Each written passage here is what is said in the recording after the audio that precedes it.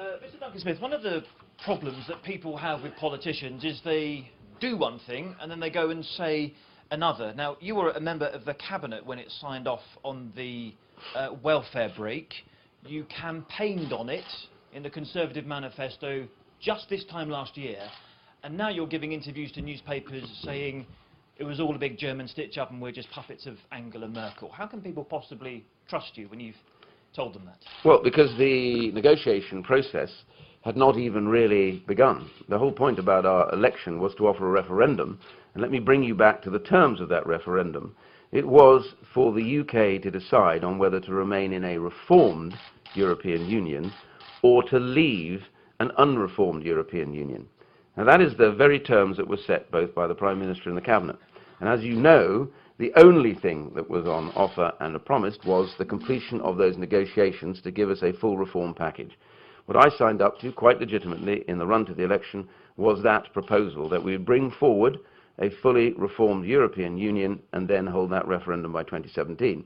So I'm very happy to stand by that. I wanted to see that done. I was in favour of the Prime Minister's Bloomberg speech, and I thought that, plus his proposals to get border control, would have actually meant we would have had a very different relationship within the European Union, and that would have justified actually remaining in.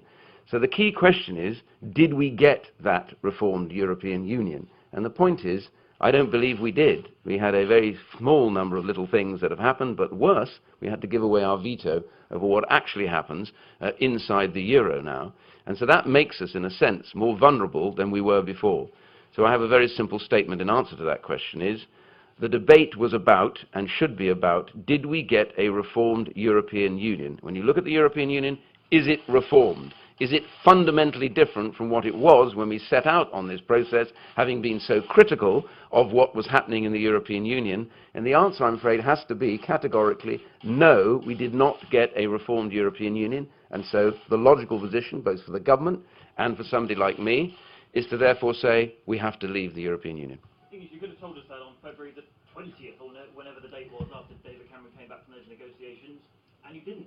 We didn't complete the negotiations. I'm sorry, we did not complete the negotiations until far later on. I was still working on stuff to do with what we would do about benefit claimants way into last year, and even the final agreement about what would have happened, which came out of the Commission, the final proposal, wasn't even agreed until early this year. So the negotiations were not complete.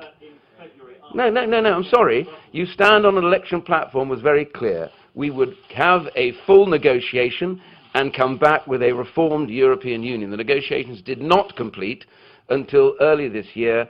Then the proposal was put forward that it's now time for a vote, because the Prime Minister said we had a reformed European Union and everybody else said, I'm sorry, we do not.